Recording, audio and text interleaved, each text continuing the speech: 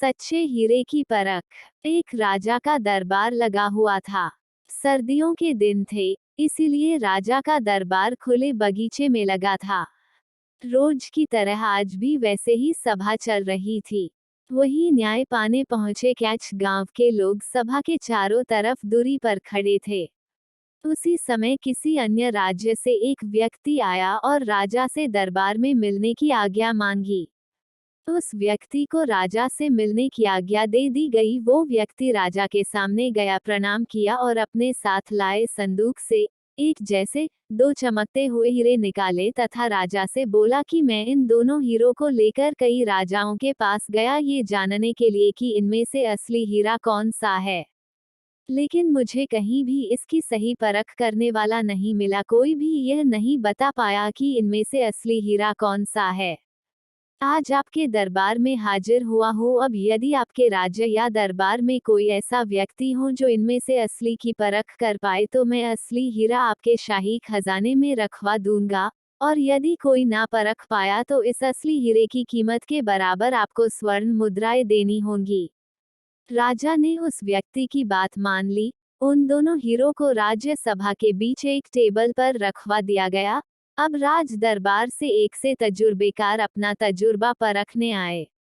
सभी ने अपने अपने हिसाब से हीरे को परखना शुरू किया, लेकिन कोई भी ये सही नहीं बता पाया कि असली हीरा कौन सा है। राजा ये सोच बहुत निराश हो रहे थे कि कोई भी अपने राज्य में ऐसा योग्य व्यक्ति नहीं जो असली हीरे की परख कर सके, और अब उनकी पराजय होगी। सब हारे, कोई हिम्मत नहीं जुटा पाया। हारने पर पैसे देने पड़ेंगे, इसका किसी को कोई मलाल नहीं था क्योंकि राजा के पास बहुत धन था, लेकिन राजा की प्रतिष्ठा गिर जाएगी, इसका सबको भय था और दुख भी। इतने में एक अंधा व्यक्ति भीड़ से निकलकर एक डंडे के सहारे आगे की ओर आया और बोला कि मैं एक बार कोशिश करना चाहूंगा महाराज, मुझे एक मौका दिया जाए। ये देख वहां मौजूद सभी लोग जोर जोर से हंसने लगे। वहीं राजा भी ये देखकर ताज्जुब में थे कि अब ये अंधा व्यक्ति भला कैसे परखेगा। लेकिन उस अंधे के बार बार बोलने और उसके आत्मविश्वास को देखते हुए राजा ने उसे हीरा परखने की अनुमति दे दी। राजा को लगा कि इसे अवसर देने में कोई हर्ज नहीं है और राजा ने उसे अनुमति दे दी। उस अंधे आदमी को दोनों हीरे उसके हाथ में दी गई और पूछा गया कि इनमें कौन सा हीरा है और कौन सा कांच। उस आदमी ने 5 मिनट हीरो को अपने हाथ में रख सूरज की रोशनी की ओर घूम गया।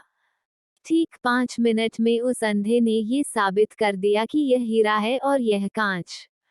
जो आदमी इतने राज्यों को जीतकर आया था वह नतमस्तक हो गया और बोला, सही है, आपने पहचान लिया, आप धन्य हैं।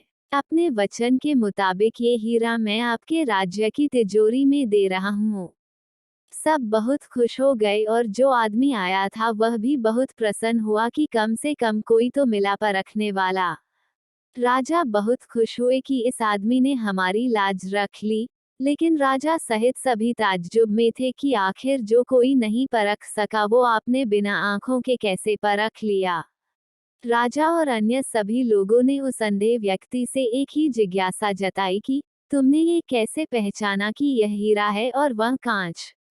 उस अंधे ने कहा, सीधी सी बात है राजन, धूप में हम सब बैठे हैं, मैंने दोनों को छुआ। जो ठंडा रहा वह हीरा, जो गर्म हो गया वह कांच।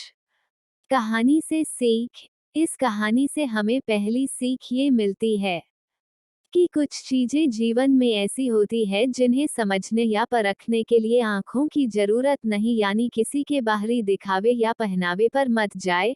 सब्र रखे, वक्त और परिस्थितियां एक दिन सब सच्चाई सामने ला देगी।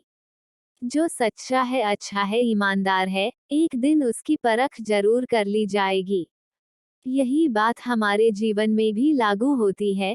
जो व्यक्ति बात बात में अपना आप खो देता है, गर्म हो जाता है और छोटी से छोटी समस्याओं में उलझ जाता है वह कांच जैसा है, और जो विपरीत परिस्थितियों में भी सुदृढ़ रहता है और बुद्धि से काम लेता है वही सच्चा हीरा है।